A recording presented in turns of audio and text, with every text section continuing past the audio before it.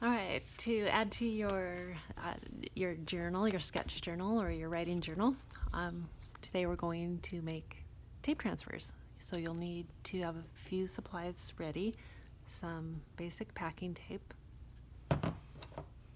scissors, water, and your sketchbook.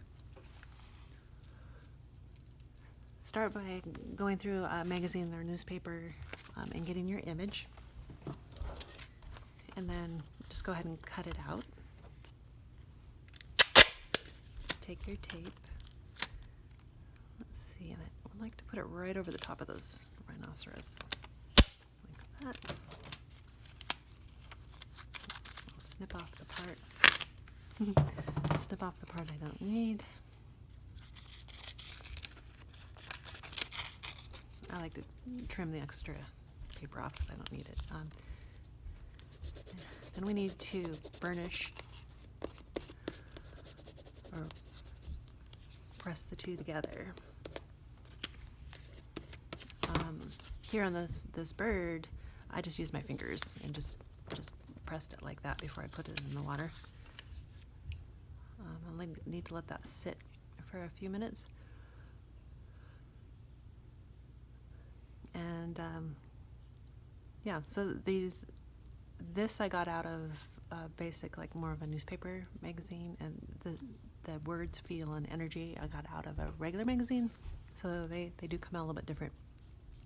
You'll see that they have some scrapes in some areas here too, which I think are kind of cool, some of that texture that comes out, and that is just because I had wrinkles in the tape. I'm going to go ahead and try this one so you can see the image on the front. I'm going to turn it over and just rub off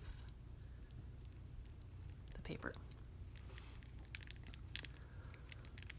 A couple years ago I did an art elective class, and we spent a full 50 minutes just going through magazines and newspapers and cutting out images and making these transfers. And what we did then was we put them all into an envelope and put the envelope in the back of our sketchbook, so everything was ready for when you wanted to design a collage.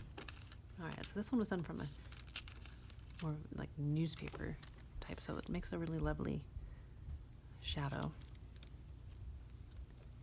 image. Now I didn't use glue. It's wet, and I'm just putting it down like that. Yep. So yeah, you could glue it. Also, I did notice that I had watercolored the page green first. I did notice that this stuck pretty well, and in some places stuck down. It's stuck really well. So I may just be able to leave it right there. And then to finish off your page, you could definitely come back with something to write with, or Sharpies, pens,